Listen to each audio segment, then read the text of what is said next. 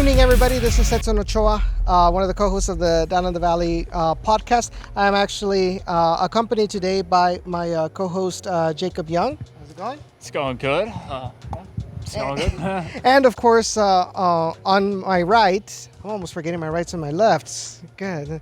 That's not a first for tonight. I'll tell you that. Or not a first for today. I'll tell you this much. But anyway, accompanying on my right, we have our good friend Rey Silva of South Texas Border Sports. How's it going? Good evening to you, gentlemen, and thanks for having me along in this special video.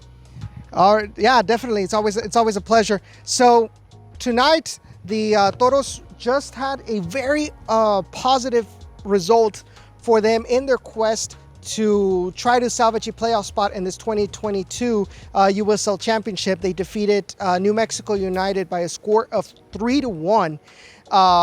And that catapults them as of this moment 1 point behind 7th place. I believe it's Las Vegas Lights. Yes, Las Vegas Lights. Las Vegas Lights that are currently facing a delay because they cannot, they don't know how to maintain a turf, but that's neither here nor there. Sorry, I had to throw some shade, but what, guys? What did you think of the results tonight? Who wants to go first? I'll take it. Yeah, I mean, very positive result for RGVFC. They really needed the 3 points tonight because coming into tonight, in their last 3 home games, they didn't find the score sheet. Tonight was a very important night because coming in next week is Colorado Springs, a team that has a little bit of a little deuda, as they say in Spanish. Yeah, definitely. Jacob. Yeah, it was a very positive match. Everything that could go wrong went right. Did go right for RGVFC. I think the only thing, of course, like all the players that you'll see in post-game press conference talked about, and they said turnovers was a big thing, and it's true.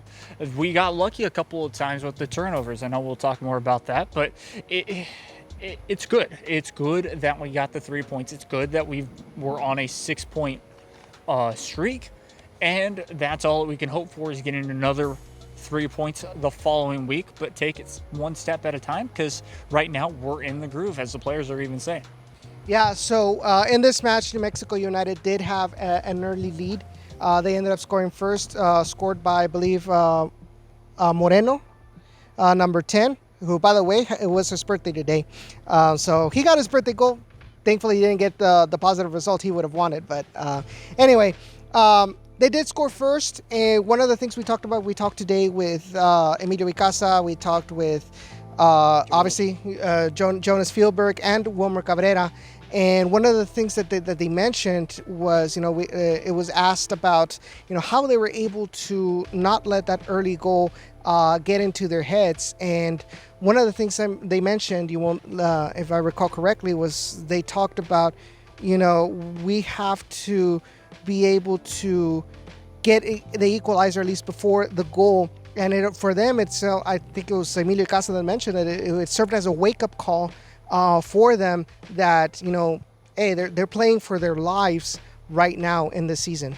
Yeah, absolutely. You came off a clean sheet and an important road win against El Paso, and to try to keep that momentum here tonight, I guess that early goal kind of served to them as a reminder that, hey, look, we came here tonight, we haven't scored here in our last 3 games, well, we got to show our composure, and their composure they did show, because after that it was just limited opportunities for New Mexico United at the end of the night.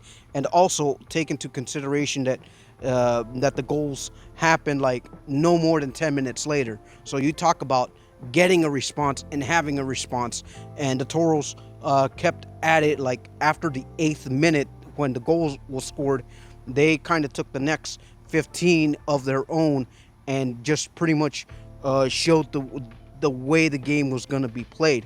Even though there was times in the game that this game was going to be tried to be slowed down, and yes, the turnovers were a bit of a factor for the Toros, but now they know that they cannot have that, especially next week with a very dangerous Colorado Springs side that doesn't forgive many of those turnovers. Exactly. Yeah. Ditto. What Rey said. It's so true. This is such a big match coming up for next week, but cannot be overshadowed that RGVFC played a solid game at home finally against a team that, well, our RGVFC have always struggled against almost. We don't show up sometimes against this New Mexico United side. The last 2 times that we played against them, we talked about it on DITV, was a draw and a loss. And that was at, a baseball field. But besides that, it's just finally positivity in this team, almost positive vibes only feel, and it's so great to see this finally, the team playing well and being happy, and just the vibe of the whole team right now is great, and that's all that we can ask for.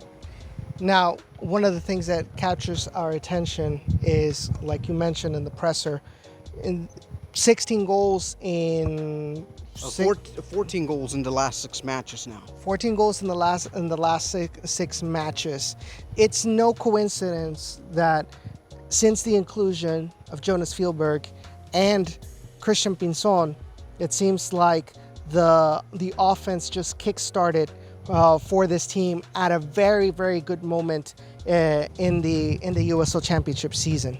Absolutely. You look at this team, it was somewhere like in the middle of the pack when it came to goals scored per game, which is somewhere around 1.3, 1.4, somewhere in that neighborhood. And I feel like these last 2 performances of RGVFC in a quick turnaround to get 5 goals in the last 2 games and only allowing 1, it just kind of shows like the development that this team is getting on, and the momentum that is starting to shift a little bit of their way. But right now, the number one thing for them is to recover and reset, because it's going to be another 6-pointer. Yes, Colorado may be closer to the top than what they are in the bottom, but for Colorado Springs itself, they have to try to defend that home field advantage that they currently sit on. For RGVFC, remember what this team did last year at the tail end. They went to go get results on the road, and they also played excellent here at home to secure that playoff spot.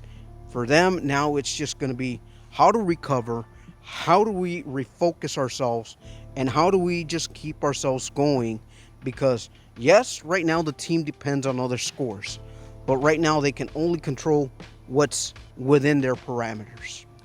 Now, Jacob, I ask you this question. We asked the players what they felt was different since the last time they played at home. But now I ask you that question. What do you think changed since the last time the Toros played at home? They struggled to even score a goal, or at least put it on target. What do you think changed? Well, one thing is Jonas. That's for sure. He just came onto the field, and all of a sudden this team started to play amazingly. Like it was a different team. This is a different team than we've seen in the past 2 months, and that's of course one thing. It's not just about one player, but definitely one player can help fill a gap that was needed. Then it's players that have come back and have shown that they are able to play very well. I think tonight as well, Lopez did a good job. Waha Bakwe, again, has been good on the defensive side, and it's strange. There's so much to a whole team, but all of a sudden, it's come together. I don't think it's just one thing. I think it's multiple things that have happened, but all of a sudden, it's just that prime time of they thrive, and we've seen Toros teams time and time again thrive when their backs are literally against the wall, when they were in that 14th position or almost last place in the Western Conference to now.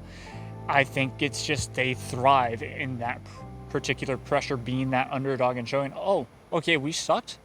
Now look at us. We're going to go roll through and win a bunch of these games because those teams don't expect us to be playing at the level that they are. That brings up a really good point. I think a lot of people have been surprised. A lot of teams have been surprised how much the Toros have improved in these last couple of matches. Before I ask y'all the final question for tonight, and we all head back to our cozy little homes, I do want to point out that one of the things that kind of struck me, that caught me off guard, I should say, was Wilmer Cabrera. You know, I talked about that question of what changed since last time to now, and the way Wilmer Cabrera was blunt. Like he did not run around the question. He was blunt, and he said, "Talent. These new players that we have are much more talented, fit the system a whole lot better." Yeah, I think even Emilio mentioned how with Pinzon, with Jonas, this team is clicking better with that high press. And we talked about how, and I mentioned it. I mentioned about Frank Gaviria and Adolfo Hernandez. And that time, Wilmer didn't kind of ran around the question. You know, I asked him, is it just that what's going on with those two players? Why isn't that they're scoring goals? Is it a matter of incompatibility? And he kind of ran around the question saying, well, it says they came in late. Now, he says, what we have right now, they have a lot more talent, and it definitely has shown in the way this team has performed in these last couple of games. So I really, for me, I'm really happy that Wilmer said what he really felt with that particular question. Yeah, like he wasn't diplomatic, and that's not necessarily a bad thing. At least for me with this example. Now, my final question, and this goes to both of you: who do y'all have as your man of the match for tonight? Man of the match for me, it's got to be Jonas. It's got to be Philberg. I think he really was the one who lit this team, like lit a spark with this team for tonight in general. Getting that goal, being able to just show up tonight was a big way. I know Wahab also got an assist too, but I think, you know, just having that perfect amount of being able to get that goal as well was key. Great. For me, I am going to stick with Emilio Icaza. And the reason I say Emilio Icaza, he's been a constant performer all season. You know, here's a guy that you have we've seen him just about in every single game this season.